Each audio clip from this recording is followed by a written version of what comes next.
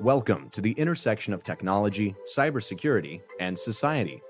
Welcome to ITSPmagazine. You're listening to a new Redefining Security podcast. Have you ever thought that we are selling cybersecurity insincerely, buying it indiscriminately, and deploying it ineffectively? Perhaps we are. So let's look at how we can organize a successful InfoSec program that integrates people, process, technology, and culture to drive growth and protect business value. Knowledge is power, now more than ever.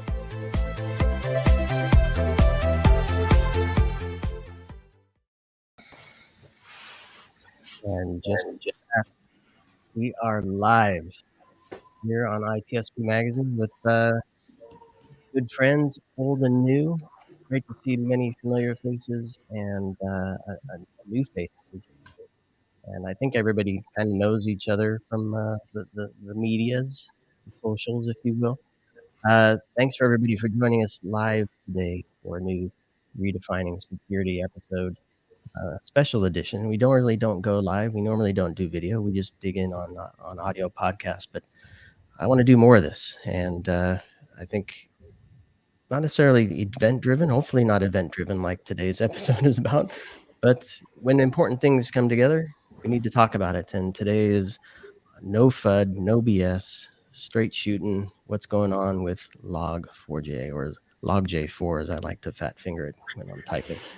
But I'm gonna take a quick second and set the stage because I actually wrote a piece about this back when I used to write for TechTarget back in the day when I wrote for them, and as an independent journalist, if you will, back in 2013. And I was looking at mobile security and app security, and I watched a bunch of sessions at RSA conference and interviewed a bunch of people, and like folks like Chris Eng and the late Howard Schmidt, Eric Scow, Jeff Williams, Duna Dezovi, and then Twitter researcher Charlie Miller.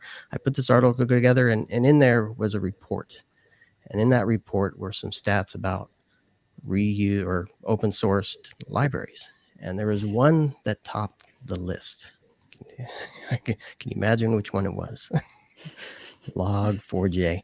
So this is something, and we were talking offline before we started, that, I mean, this is, nobody thought logging and logging libraries would be an issue, right? But it's become an issue. So I'm thrilled today to have this conversation. We're going to get into what's happened. Why does this matter? Where's the overhype? Is there overhype? What do we learn from all this? And I have Katie Nichols joining, Director of Intelligence at Red Canary, SANS certified instructor and former principal cybersecurity engineer at MITRE. Welcome, Katie. We have Alyssa Miller, Business Information Security Officer at S&P Global Ratings, and also the co-host of the Compromise podcast here on ITSP Magazine. Welcome, Alyssa. Eric Thomas, Information Security Analyst, SecOps Cloud Security at HT Supply, and he's also a cybersecurity instructor at Cover 6 Solutions. And last but certainly not least, Mark Nunnikhoven, a distinguished cloud strategist at Lacedwork. So welcome, Mark. That was a mouthful introducing everybody. Here we are, right? Here we are. Are we showing our week behind us in our smiles? Do you see these bags? Yeah, somewhere, yeah. Somewhere are the wrinkles and the frowns. But all right, I'm going to kick this into gear. For folks watching and listening live, feel free to comment. We're on YouTube and Twitter and Facebook if you want to be there, and LinkedIn as well. Some of those we can engage better than others. YouTube is pretty good for that. Feel free to throw up some comments or questions. We'll kind of pay attention to that. Well, Alyssa, I'm going to start with you. Right. As somebody who you have a unique title. It's one that's growing in popularity, but it's business focused. So I want to start with, how do you as a business leader handle what's been going on, and maybe your perspective of this last week with log4j and what's happened? And I'm going to hear from kind of everybody's perspective on this, but I want to start at the business level. Yeah. So, I mean, it's been interesting, to say the least, partially because, trying to being that connection to the business now, trying to sell to them the criticality of this when they're used to hearing security tell them everything's a fire, right? Trying to come to them with a credible story to undo the sins of the past, if you will. Because I'm this role within my organization is very new. I'm just coming up on 1 year. So they're still kind of learning how I operate and stuff. But I told a number of them on the call, I said, look, you know me, I don't typically come at you with a bunch of fear and scare tactics and things. Like, this one has me scared. Like, this is really a big deal. Just like you mentioned early on, Sean, just knowing the prevalence of log4j. I saw something from my buddies at Sneak just a day or two ago that from their research, 90% of Java projects are using log4j.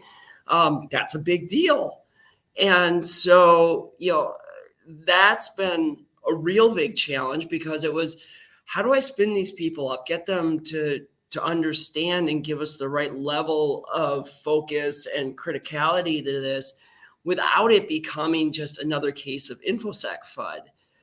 And so, that alone has been a significant challenge. The other thing that's really been challenging and trying to temper it with them is there is a lot of frustration because the story keeps changing, right?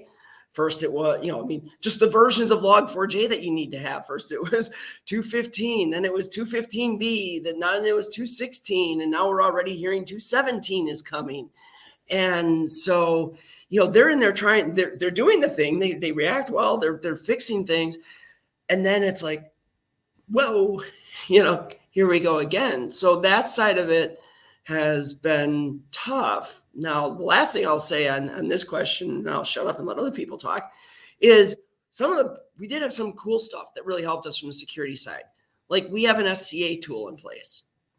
And so when this started coming up Friday, it was great to be able to go to that SCA tool, run a report and say, guys, this is everywhere you've got log4j in our environment. This is what we need to take care of.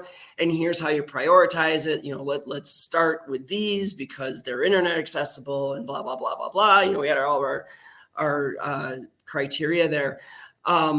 And so for those of you that don't know, because I realize I'm tossing around, security acronyms like we always do, SCA, software composition analysis.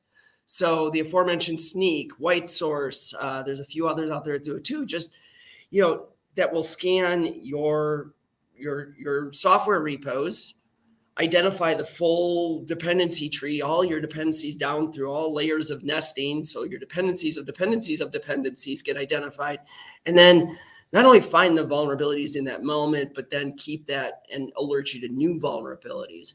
You'll also hear people talk about SBOM or software bill of materials. This is how you can build that software bill of materials in your own environment with code you've developed, is having a tool like that. So I will say, that alone was one thing that was really great, to be able to show the value of one of those things that security kind of said, you all have to have. Well, here's a case where it made our lives a whole lot easier because we didn't have to go hunting for log4j in our environment. Eric, I'm gonna turn to you, because before we started, you mentioned we know how to deal with the bad guys and gals, right? But not necessarily something like this. And I always have the question: how much can we actually prepare for this? Can we build an SBOM and inventory all this stuff before it becomes a problem? And is it possible to allocate some risk level to those things, or do we have to wait for an event to then say this is a problem? What's reality? Yeah. So, like I said, I'll go to the first question. We do have processes in place, especially from a SecOps perspective, where we're right there in it, right? We have these processes in place. We have incident response processes, have all of these different processes to deal with adversarial behavior and analyze adversarial behavior. It's an especially significant circumstance for security professionals all over, but especially in SecOps when one of the tools in the stack is, or these systems that you depend on every day is the vulnerability, is the weakness itself, right? And we were joking about it before, but it's like logging, right? Like as security professionals, what are we always talking about? Logging, right? It's like the building's on fire, save the logs, and so it's one of those things. But I think to Alyssa's point, the way we prepare is, this is me sort of taking off my SecOps hat and putting on my, security, business, and risk hat here. Asset management, right? Knowing what we have. Unfortunately, I talked to a lot of my peers and friends across the industry, and for lack of a better term, they were screwed just because it's like we don't know what's running on these servers. I mean, and when you're in a huge environment, right? We talk about our environment; it's huge. If you don't know, what servers are potentially vulnerable for this, right? You could be, there are people still working on inventorying right now, right? Just to find out, like Alyssa said, everybody's first priority was what's touching the internet. Let's get to that as soon as we possibly can. I had a buddy of mine who had to do it manually. They literally went through every server that was touching the internet because they're in the process of onboarding Seam, so they don't have it yet. But asset management is, and that's software assets, hardware assets, and understanding the environment. And Sean, you and I have talked before, like even as an analyst, about how important it is to know your environment and to know. One of the guys on our team found this because we knew what was in our environment, and we were fortunate enough to have pretty decent asset management. We work closely with our IT department and our IT teams. In some organization, it's just not that way. Alyssa alluded to it earlier. In some organization, InfoSec is the no crew, right? Nobody wants to work with InfoSec, not even other technical professionals, and certainly not the developers who, I don't think we talk about enough in this conversation. Certainly not the developers. They never want to work with InfoSec. So we were fortunate enough to have, I think that one of the things going forward that prepares us for this is building relationships across technical disciplines. All of your technical teams having a working relationship, from your InfoSec people to your network people to your devs. And I publicly on Twitter give the devs a lot of grief about throwing out insecure code, but I had to call a few of my dev friends and say, hey man, how you doing? How are you doing? And they're like, me? What about you? But yeah, we have to have this communication across the aisle. And asset management. We don't talk about it enough. It's in that same bucket with availability and site reliability, right? It's one of those things security people don't really want to talk about, but it's essential in situations like these. Nice. And I'm going to go to Katie, and everybody can jump here in a second, but Katie, you first. Your perspective of the last few days is, you have a lot of experience in different areas, and you get to see a lot of things. And I think everybody here interacts, Eric just mentioned it, with their peers and their friends and their foes on social media. But you get a nice perspective across the board, companies large and small, and individuals dealing with this thing. Your personal perspective, and maybe a recap of some of the things you've encountered as you've engaged with some of the other folks. Yeah, absolutely. I'm happy to. And thanks for having me here. Great to be here with you all. Been a long week. I can't believe it's been a week since this first was disclosed. Over a week now, I guess. A couple things. First off, I would agree with everyone. This is incredibly serious. But I think some of what I'm learning is that the InfoSec community, when we have something like this, sometimes I think we enjoy panicking a little bit too much. Panicking doesn't really help anything here. And so I think I've seen a lot of panicking and churning, and people feeling like maybe because this is a big deal, they have to panic. And if they don't panic, they're not responding correctly. That is not a necessary part of the incident response cycle. That said, I certainly understand it. This is widespread. I would say if there's any silver lining right now, it's that honestly, based on myself and all of the people that I'm constantly trying to keep up with and talk to across the community, is that honestly, the post-exploitation activity has not been that bad when compared to some other major vulnerabilities. So compared to like Microsoft Exchange, that major vulnerability in March, that was pretty nasty. There were web shells a lot of places. And I'd be curious in others' perspectives on this as well. From my perspective and those who I'm talking to, sure, adversaries are exploiting this.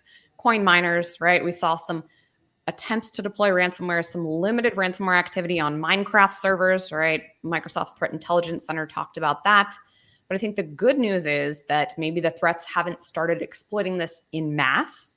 So the impact isn't as bad as we fear it could get, which is a good thing because it gives us all time to get patched, to catch up, to mitigate when we can't.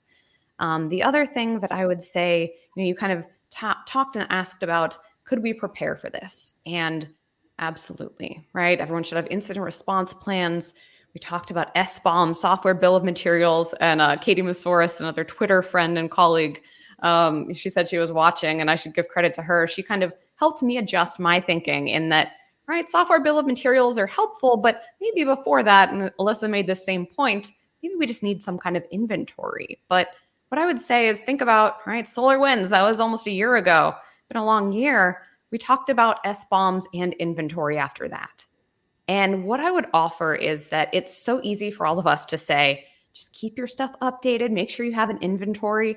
Sometimes the basics are not easy. And I think that's what we're discovering is that as much as we as security professionals say these things are so important, having an inventory, patching, have an incident response plan, that stuff isn't easy. And so I'm sort of left with, right, when we're through this, figuring out how do we help people do these basics that are so foundational, maybe in a better way.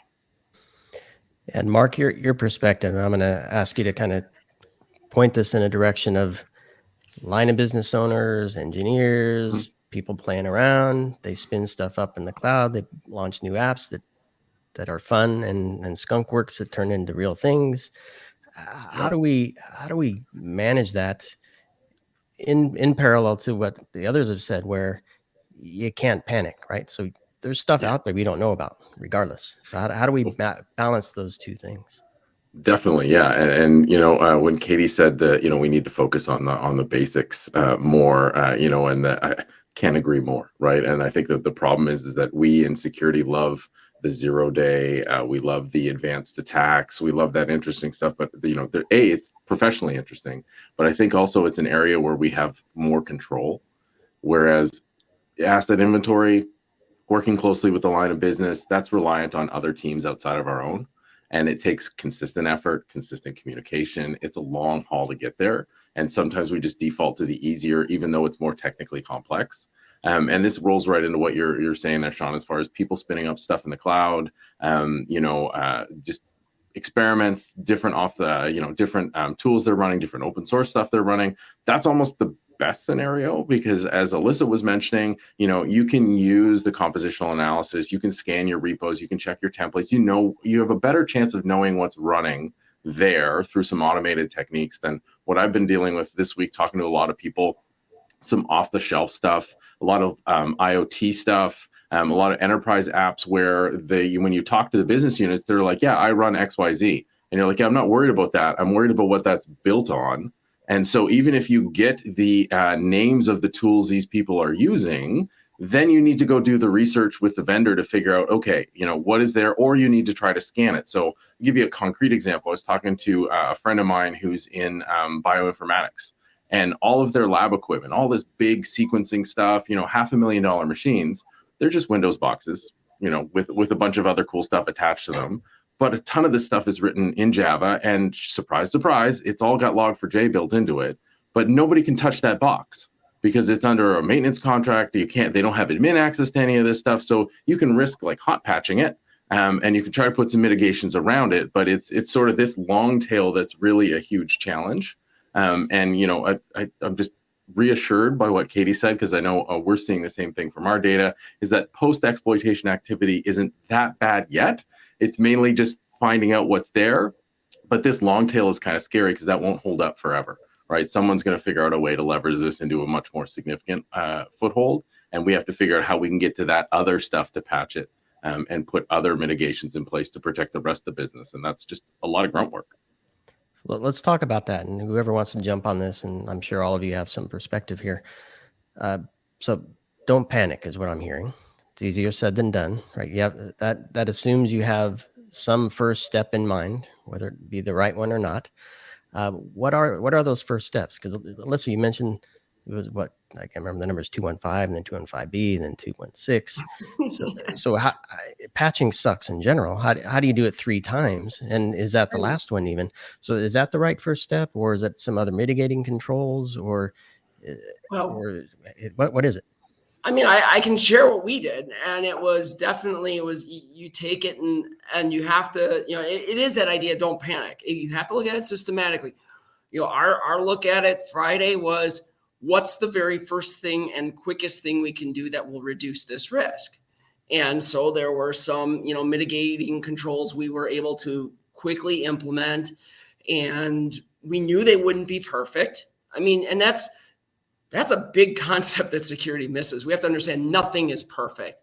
We talked about SBOMs and stuff. Your SBOMs, your asset inventories, they're never going to be 100%. They're never going to be a replacement for, we're going to have to at some point search our environment to make sure we don't have this thing anywhere we didn't see it. But, when you come back with a big report of where for sure you have it, well, that gives you a place to start in the meantime. So I think it's having that methodology to just, first of all, say, all right, let's look at the things we can do right away. What do we have the technology in place to do? For some people, that might have been that they had, WAF technology, and they were able to get, a lot of the WAF vendors, web application firewall vendors, were able to provide you with immediate, I know AWS had it, Akamai had it, a few others had it. Very quickly, they had signatures and they started updating them as variants came out. So that was something that someone might have been able to do. For others, it might have been, hey, you know what? We don't have that in place, but we can control our proxy and we can shut down outbound traffic because we know this thing has to be able to connect to the internet outbound in order to be effective. So where can we shut that down or severely limit that? Even if we can't turn it off completely, just turning off, obviously LDAP going out would be a great one to shut off, because that was the first, big exploit we saw was Jindy over with LDAP. So, there are things there you can do, but it's just identifying what that is. For some orgs, it might have been just, hey, we got to shut off our internet connection. If you're in a space where, maybe that's business expensive, but it's not going to destroy you, maybe that was what you had to do. But it's looking at it and then just have that plan of how do we progressively build out, to use the buzz term, defense in depth, right? And just keep adding to your defenses until ultimately you can do the primary mitigation, which is that code change in many cases to replace that library. Because that's going to take some time. So that it's different people that do each of those things in a lot of orgs. You got devs who are going to do that part, but you might have SRE or somebody who can manage those proxies or the WAF or whatever else. Yeah. So I like what you said there about just kind of patching, or stopping the bleeding. From an ops perspective, our first approach is always right, limiting the attack surface, right, and containment. So I know for ops teams, that was the primary mission. After you had a lot of once the threat intel teams, validate, okay, hey, this really is a thing, because that's another thing, right? With threat intel, Katie said it, security people panic. So one of the first things we had to do was validate this thing, right? And luckily, I think and Alyssa and Katie and I follow a lot of the same people. I think we may be on the fun side of security, because I saw more memes than I saw panic, which was really, really cool. But security people are going to panic. So you have your threat intel validate that this is something, and they want to move quickly, right? And so when we're talking active threat intel or an actor that may be active right now, maybe they'll give the thumbs up to go ahead and start taking that IR action at 70% versus 100% if this is an active threat, if something that we think is active, right? But once you do that, you want to, first of all, get an assessment and an idea of what your attack surface is within your environment. This is where I'm going to say it again. Maybe we can do like a drinking game every time I say asset management, but this is where it comes in, right? What is our threat landscape? What's vulnerable? Do we know what's vulnerable? do we need to go with sort of a break glass approach? But for ops teams, it was containment. I can tell you, for us, this unfortunately, the threat intel came in around, in the afternoon, like around 3 or 4 on a Friday. You guys know what that means. I don't have to say it because my boss may be watching, but you know what that party means. Time. Party time. Around 3 or 4 on a Friday, everybody's, and then we get this, and it's just like, oh, okay, threat intel guys are still working. I'm gonna get ready to head out soon. And then it's just like, then you see that good old, Teams window comes open that, that says P whatever, and you're just like, yep, I'm done. But for ops teams, it was containment all the way. And so I think going forward, one of the lessons that ops teams in general can take away from this is, how well, I want to make sure I say this the right way. How well you're nurturing that relationship and communication between other technical teams, because for some people that I saw responding to this, the language of it was a barrier, right? Critical to the security team means this could be exploited. This is an active vulnerability that there's no patch for right now, right? Critical to the networking team means outage. Critical to the business means the e-commerce site is down. We're not all sharing the same language. So I think going forward, we should definitely have some sort of shared communication. But to Katie's point, most of us have IR plans, and in those plans, the very first step is going to be after identification. The very first step is going to be containment, and then we work from there once we get it contained. Yeah, Eric, I think you said something that was also a challenge for a lot of orgs that I talked to: communication. In any incident response I've ever been part of, the communication is the tough part. For example, right, we had a comment from Frank and watching online about, right, them learning that certain systems they were running end of life versions, right? Log4j version 1, not version 2, which reportedly wasn't vulnerable to this specific vulnerability. And so one of the things that's so tough is just getting accurate info, validating that info, and then communicating that, right? So Frank's team would have had to figure out, oh my God, log4j is vulnerable. Where do we have log4j? Cool, but then get into the details, right? Look at the documentation from Apache, from MITRE, right? From NIST on these CVEs. What is it actually vulnerable to? And there has been so much confusion throughout the community, right? And Alyssa mentioned this as well, just in figuring out what freaking versions are vulnerable. And that's changed constantly. And so, right, again, this is something for later, but even now, orgs hopefully are getting into a good communications tempo, right? Where they have a plan. Maybe it's every day we update the executives, but that communication is absolutely key and a huge challenge. Yeah, and to that point, Katie, and actually one thing that Eric was saying, as far as speaking different languages, one of the things that I find that we've accepted as sort of normal in security is that this is going to change as it evolves, and it's going to change constantly, right? So I mean, we saw that Alyssa called it out with the version numbers, which I don't know how you keep track of them, because it's it just keeps, every time I open my email, there's another one coming. You're like, oh, here we go. But I mean, and it's the same thing for attacks. We've been seeing, the research community has been seeing different attempts and different, so we saw the initial really simple string, and now we're starting to see string escapes and different things to get by those controls. And in InfoSec, we're sort of used to that basic functionality of, okay, we have one way of identifying it now, we know that's going to change. But we just assume it, so we don't talk about it. And that, I think, comes back to your point, Katie, around communication, is that one of the best things you can do in any of these processes is make it crystal clear to everybody that you don't have all the information, and that new information is going to be coming in constantly, which means the situation could change, which means the decision we make right now may not be valid in an hour from now because something changed. Now, hopefully it's not that bad, but like that is just a basic thing that I think we've internalized, but then fail to communicate out to the rest of the people, and it causes so many problems because of that. Yeah, so I want to jump in on the conversation about returning to basics, right? Because this is something I think bears more discussion in the security world, because there's no doubt that the basics are right. There's a reason they're called the basics. But I think part of what we need to also acknowledge is how we as InfoSec people can be better about communicating that. Because let's face it, we've been talking about what are the basics for at least the 2 decades I've been in security. So, and I actually brought this point up yesterday on Twitter when Chris Inglis shared out the White House's statement on, not even related to Log4j specifically, it was how to, avoid being breached over the holidays.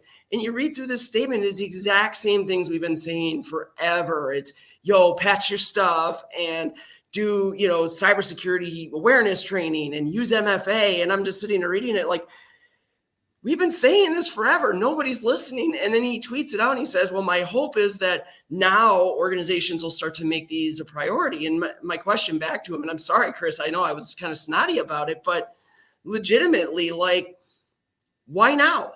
Why is it going to change today? Because Log4j happened?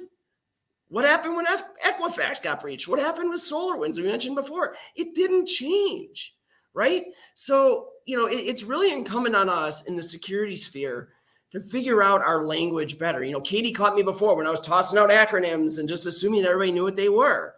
And yeah, y'all didn't know that, but Katie's the one who woke me up and said, hey, stop doing that. But seriously, I mean, that's important. How do we talk about these things in a way that isn't just, well, you must do this to be safe, but encourages our business leaders to actually want to do these things? Because at the end of the day, we need to get them to invest in it. And so I think as we think about the basics and things that seem basic to us, don't seem so basic to others. And they seem like really big challenges that cost a lot of money and don't return revenue to them. So we need to start changing that mode. And that speaks a lot to, I think what we've been talking about here, a lot of this, how do we get to that collaboration and more of that true, dare I say it, DevSecOps model where like everybody is working together for all the same shared purposes, not just security as a shared responsibility, but total shared responsibility. Those are the kinds of things that we've really got to start to embrace. We need to lead that charge from the security team. So quick comment I think you're absolutely right. And I think Sean and I have talked about this before. For when we talk about communication and collaboration, right? I think it requires, I think I'm going to lose some followers. It requires us to work with the business. It requires us to stop doing this. Yeah, sorry, I just lost like 200 followers.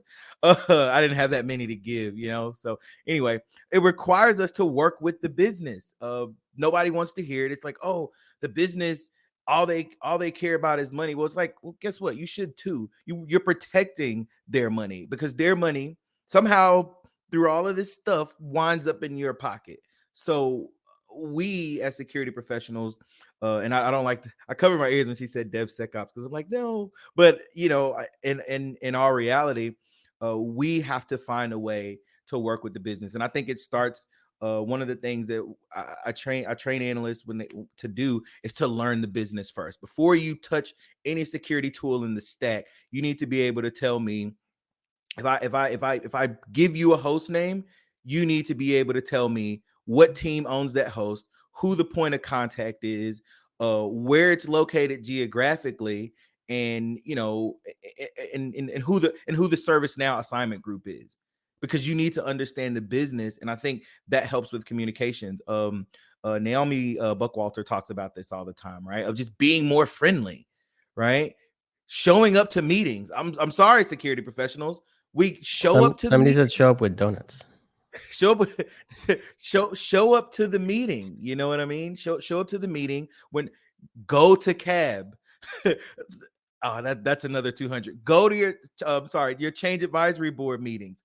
Go, because you need to be in there. And maybe don't say no on your first meeting, right? Like maybe go attend a couple on time, maybe camera on, maybe put a smile on, and then you can start to say, hey, I really want to see us get this done for the business. Instead of saying no, say, let's talk about how we can reduce risk. So, when we talk about changing language, sometimes it's about changing the language that we use to talk to others. And Sean, to the point of this thing, like the whole part of it is we got to stop using fear, uncertainty, and doubt, right? Yep. And we have to do it. Journalists within InfoSec have to do it. And, the media also has to stop selling it this way because it makes it difficult for us to be able to work with others. I love that you brought it there, Eric, because it's in the title, right? No BS, no FUD, but there's plenty of it out there. So I'm wondering, is there a single source of truth that people can look to? I know we kind of latch on to social media and the people we know and love and respect, and I've even seen threads where somebody I know is going off like way off the wall with some of their comments. I'm like, okay, I'm not sure how that's helpful. So how do we, starting with the basics, looking at the language we use, the steps we take tactically, translating that to how we communicate the importance of this and the program that we're going to put in place to address this with the business? There's a lot to unpack there, but how do we find a single source of truth? Does the media have a role in that game of presenting that single source of truth? Or do we see, vendors, but do we see a lot of that driven by vendors with a clear objective to ambulance chase? Or I don't know. Thoughts on any or all of this? Anybody? So yeah, as a vendor, I'll jump in here and then I'll punt it to others. Got bad news for you and everyone, Sean. I don't think there is a single source of truth. It sucks, but one thing that I've been telling people is to trust but verify, right? Use the original sources. Go to your go-to sources. I've shared out things from Microsoft. I trust their threat intelligence center. They are excellent, right? I trust the MITRE CVE site, the Apache site. It's probably going to change, but I trust that source. It's so easy. I've seen so many things over the past week where people are like, someone on Twitter said this. And right, I said, even if it's me tweeting, even if you don't trust this tweet, don't trust it, but don't trust random people you don't know. I know it seems really basic, but get to that original source. And what is okay though, and what I've been doing and what others have been doing, use Twitter or an RSS feed or media sources. I do think the media has a role in this. Use that, aggregate that as a tip. Hey, someone said that it looks like there's a new version, right, that might be coming out. What's the source for that? Oh, it's something on GitHub. Let me go look at the original source. Right? Very early when this first came out last week, first thing my team did was try to reproduce it, right? Double check. Hey, there's a proof of concept. Does that proof of concept actually work? Right, know your trusted sources. And this, I would even say this should be part of your incident response plan. Know the sources you can trust, but as you see these tips, go back to the original source, verify, validate it yourself, because otherwise you're going to be spreading this fear, uncertainty, and doubt, which is the whole goal of us being here, is to avoid that, right? Yeah. Oh my God. I'm so on point. this right now. Perfect point. Yeah. Sorry, I was just agreeing. Everyone's excited. Yeah. Well, because first of all, how many of us in I'll pick on InfoSec Twitter for a minute. How many of us are out there, complaining all the time about all the misinformation on social media, all the misinformation about elections and dissing on people who buy into that stuff? Do you want to know how much damn misinformation I saw on Twitter from security people proclaiming to know the answers about log4j? This came out and early on, people were out there talking about how log4j 1x had the same vulnerability. No, it doesn't. So what does that do? That's damaging to this exact relationship we're talking about with our devs. So you go to the devs and you say, oh, we got to get rid of all versions of log4j less than 2.6 because they're all vulnerable to this. Well, then suddenly they're not dumb. They go and they look at the library. They go into the repo and they look for the commits and they see when was Jindy added. Oh, Jindy was added in 2.0. Why do I have to fix 1.x? And now you've lost all of the credibility you had and you lost your ability to motivate. So, I know people who are using this to motivate the replacement of 1.x, but the smart ones aren't doing it by saying 1x is vulnerable to this thing. It's got this other thing with JMS appender, I understand, and we found that later. But the reality is you can use this to your advantage without lying or spreading misinformation. There's just this weird thing, like everybody wants to sound like they're the expert when one of these things happens. Like, just how long would it have taken one of you security people who was screaming that log4j1 was vulnerable to the same thing. How long would it have taken you to go out to GitHub, look at the commits on this thing, and figure out when was Jindy added? Because clearly, if Jindy's not there, it's not vulnerable to this attack. Absolutely vulnerable to others, not vulnerable to this. So it was weird. Yeah, and I think for me that comes back to, you know, what Katie was saying earlier, what we've all been saying is, you know, don't panic. Like, take a breath and, you know, go double check the sources. And you know, if the difference between, you know, 1 minute and 5 minutes is not going to be the end of the world in a situation like this, right? And it only takes 5 minutes to check those commits. And the challenge, and as far as single source of truth, like, there's a role for media because it raises awareness. And to be honest, even in the sort of, you know, the sensationalized media, I find the advantage is coming in as the pragmatist. So if your board's reading an article saying like log4j is the end of the world, it's not, for the record, for everyone watching, but like if they're reading an article saying this is horrible, you know, this Christmas is canceled because of log4j, that's an opportunity for company like, okay, no, here's our approach. We've planned for this. We have an IR plan. We've kicked it off. We've verified this. We've looked at that. We know things are going to change, and you walk through. And that is a great way to break through, you know, those barriers, like Eric said, as far as participating with the rest of the business. Coming in as the sane one is the last thing they expect from the security team. But it's a wonderful position to be in if you've taken that advice. You're not panicking. You're verifying those sources. And it is super hard because we get caught up in it, right? It's that emotional thing. And you're like, yes, okay, there's this stuff going on. We want to help. We want to share. But, you know, you see a lot of that damage. And unfortunately, it's easily avoidable, but we don't avoid it somehow. And then this has gone in over and over again. So, sorry, Sean, go ahead. No, you go. So first, absolutely agree with what Frank said. See what your ISACs are saying. Absolutely. You know, in the threat intel community, we have trusted sources that we can go to. And I want to provide a different perspective. As somebody who, you know, made a transition into cybersecurity or InfoSec, you know, after having a career in networking, I got into the industry when we had things like Discord, right? So for me, Discord was amazing. I mean, Twitter was the place I went for all the memes, right?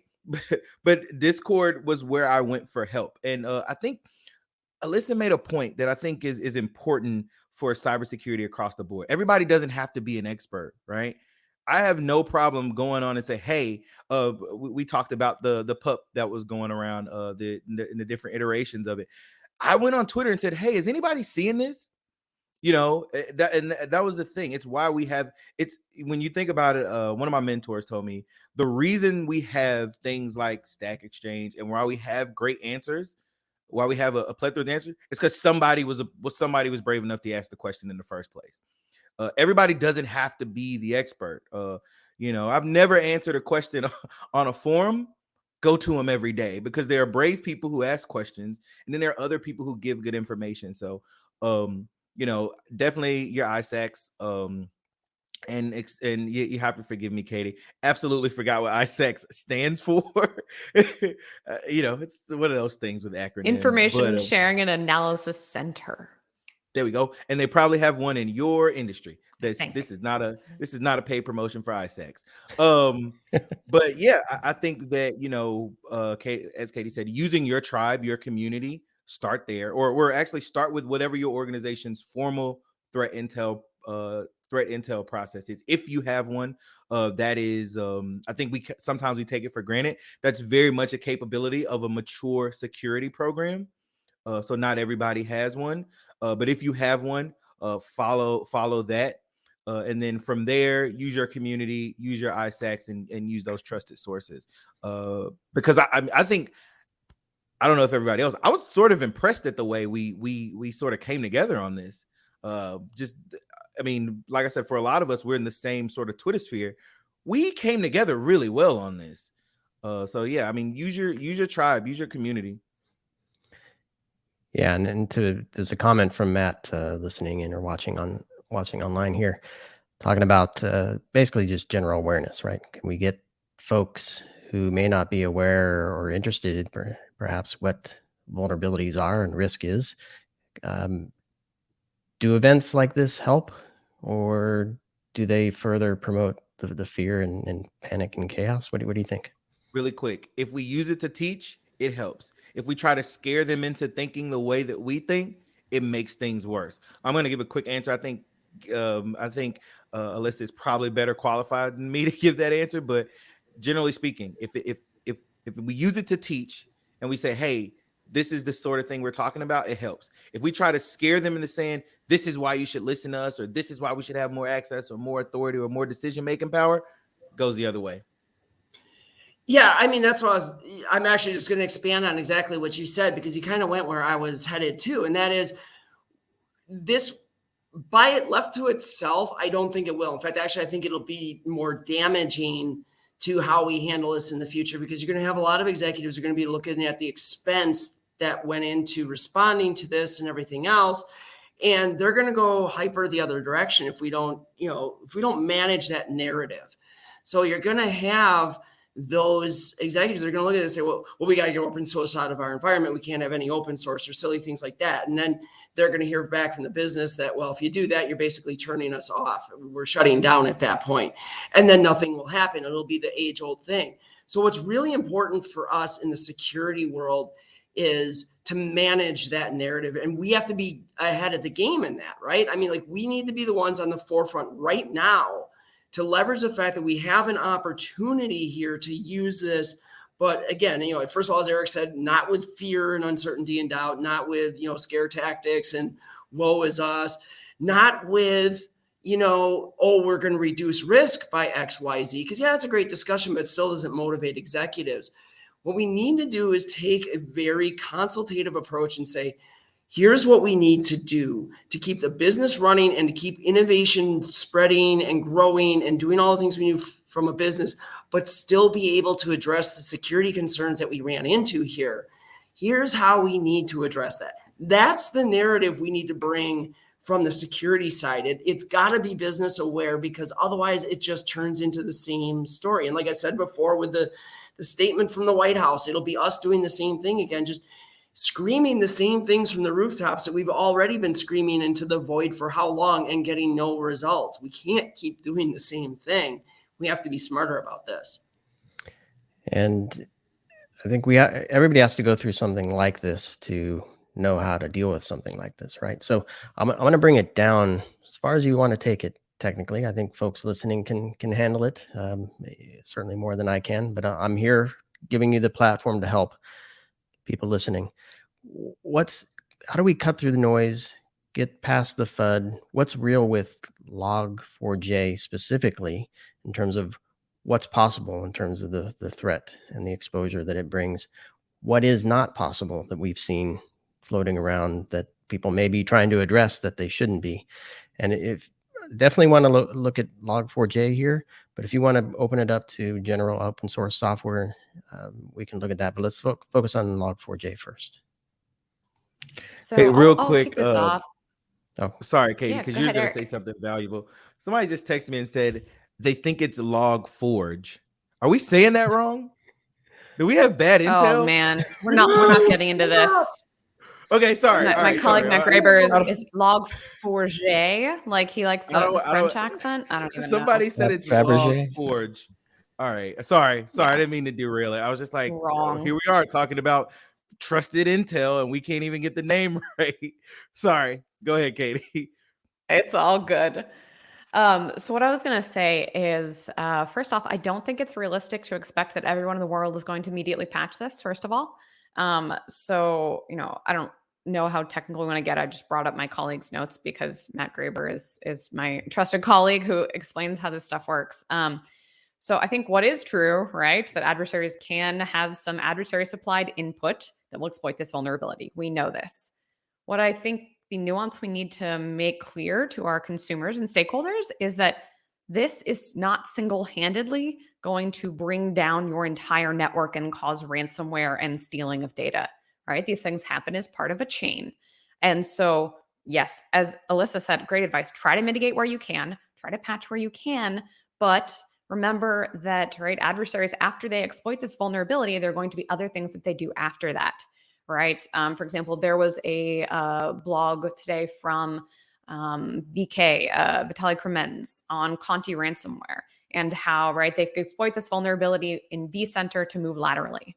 I clarified with him, because Conti ransomware exploiting this sounds terrifying, that, right, that was actually in their lateral movement phase after the initial access, a bunch of execution, Cobalt Strike, other stuff that is the same stuff that we detect as ransomware precursors already. So I think that's one thing that maybe people just coming into this don't realize. Yes, this is the initial ingress rather, but it's not the full attack chain. So that's what I'd offer. I want to, yeah, I agree. We we laugh about it, we joke about it, and there was a lot of talk about it. I think for a majority of the InfoSec community, we were talking about it so much because of the extra work we had to do. But to Katie's point, it's not the end of the world. This is if we're looking at it from a MITRE standpoint, this is potentially the threat there is initial access, right? There still have to be a lot of other things that happen before we get to exploit, or before we get to some sort of data exfiltration or action on objective here. So I think that's one thing. I want to get talk to the ops people specifically. Here is where we have to really start to think about the basics, right? David Bianco's pyramid of pain, right? Understanding what the IOCs that we're looking at, and figuring out what's valuable to build our operations around. From where I sit, detection was the name of the game once we were able to get containment. How do we detect this thing? And to what I think Mark was talking about, how this thing kept changing. I mean, the list of IP addresses, whoa. I feel bad for anybody who's trying to do this at at the firewall level. I mean, I'm sure firewall teams are still working, just because there was the list of IP addresses. So I think that you have to understand what this thing does. First of all, is it's not, if you're vulnerable, it's not as noisy going in, but they still got to get that reverse shell out of there, right? So that you probably have other stuff in place that keeps it from going too far, but you do want to use this as Alyssa said, go ahead and patch, go ahead and get things done. But this isn't going to and this is, I guess, where we come to the no BS. This isn't going to take down your tower, right? If you have other defense in depth in place, if you have other layers in place, right? Because like I said, this thing's super noisy coming back out. I mean, it's coming back out in clear text. It's super noisy coming back out of there.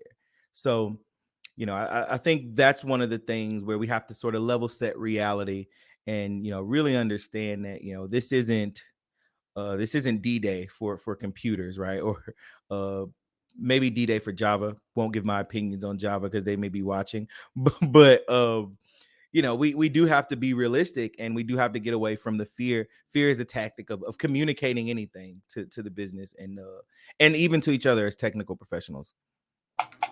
Yeah, I think, I just to echo part of that, I think the one of the challenges we constantly have as security professionals is getting an accurate handle on risk. So when we see a vulnerability like this, it gets rated with a CVSS, so a common vulnerability scoring system. I think that's what it actually stands for. The scores we assign to these things, with yet another acronym, because why not? When these two, exactly, just keep adding acronyms until people stop listening. These two ones were 9 out of 10 and 10 out of 10. Now, the reason for that was because we were seeing them actively exploited, or at least people trying to do that, and they allowed remote code execution over the network, right? So they automatically hit these high scoring marks. But as we've been discussing, the perspective, is what are they actually doing with it? And the challenge is, when you look at risk is the potential impact of something happening and the likelihood of that thing happening combined together. We're generally pretty good in security about figuring out the potential impact, right? We have earned our tinfoil hats for a good reason. The problem is we're not great at the probability piece. And so we almost automatically assume this could be devastating, therefore it will be devastating, therefore we need to react. And as we've talked about here, yeah, it could be, but we haven't seen that yet.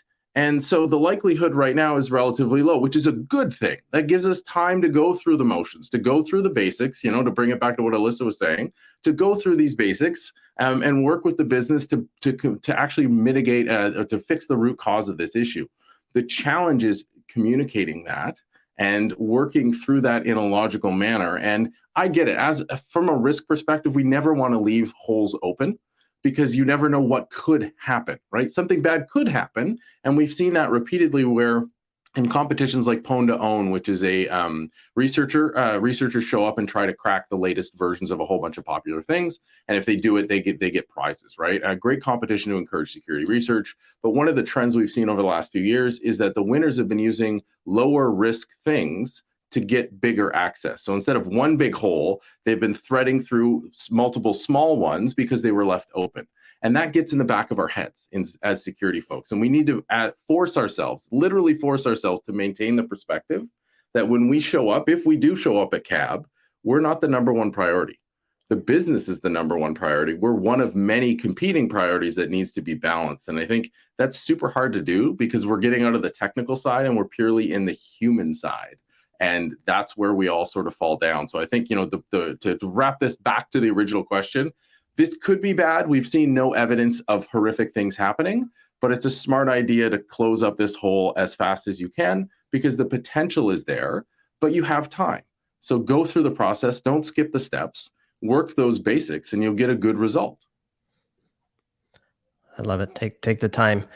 And speaking of time, I'm sad that we're coming close to the end of this. We have an hour. That means a few minutes left for those joining. I put up a comment from Frank. Only good Java resides in my mug. It's a bit funny, but I'm gonna. It was in relation to a comment Eric made. I think kick the Java. I like you, Frank. I like you, Frank. But I'm gonna play on this, and I'm gonna ask you each to comment on what I'm about to say as we wrap here. Java, we look at that, and we all think technology, right? And in particular, part of our stack. And I can say, okay, is that good? Is one element of that Java good and all of it? And then there's the rest of it. But that's all tech oriented. So from each of you, take this technology stack, operations, detection, protection, response, business. What's good? What's the good thing we can take from this conversation, from this past week, given what we've experienced? Alyssa. Oh, sorry. So, all right. So I'll throw this out there real quick. Being able to actually recognize what's good. Honestly, this is something I think is really important. In security, we're always afraid to tell people when they did something right because we're worried it's going to cause them to get complacent. But you just had a whole bunch, if you're like me anyway, if you work in an organization that develops software, you just had a whole bunch of devs and SREs get all spun up, your change management people, everything else to address this. Look at what they did to address it. Look at what made things better, faster, easier, and compliment them on that. For me, it was, I mentioned SCA before, the fact we were able to get that report so quickly and they had that tied into their pipeline. The fact that their pipelines are efficient and well-structured enough that we were easily able to push tons and tons and tons of deploys across all of our different apps. Don't be afraid to tell them that. That's all good stuff. And the more you tell them that, you actually encourage them to do more of the good thing. So that's mine. I say the good that came from this is learning to work together. Alyssa's point is almost exactly my point. You saw dev teams, you saw networking teams, dare I say it, you saw vendors, ops teams, the business all working together to make sure that we were in a good place. And as far as right now, I think we're in as good a place as any. So learning to work together, I think across different disciplines, I think was a big win for us. Yeah, I think one of the good things is we knew about this vulnerability. Someone responsibly disclosed it. We were able to take action, right? And I think that, one of my colleagues commented, hey, at the end of this, log4j is going to be really secure code, right? And so a lot of people lose track of the fact that we're identifying these vulnerabilities and responding to them as a community is better than not knowing about them, as much as it sucks sometimes.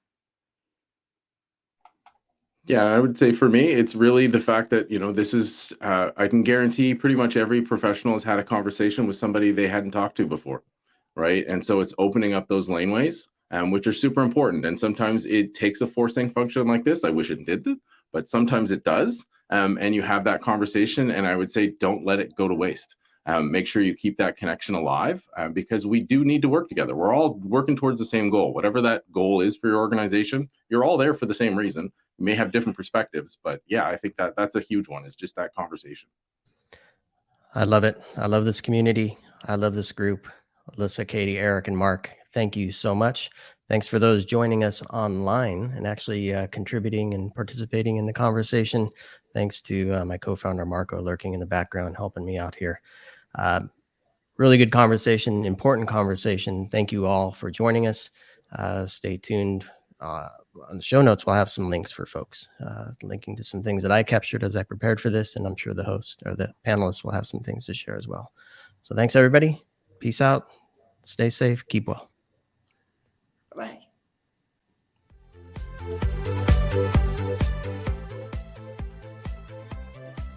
We hope you enjoyed this episode of Redefining Security podcast. If you learned something new and this podcast made you think, then share ITSPmagazine.com with your friends, family, and colleagues. If you represent a company and wish to associate your brand with our conversations, sponsor one or more of our podcast channels. We hope you will come back for more stories and follow us on our journey. You can always find us at the intersection of technology, cybersecurity, and society.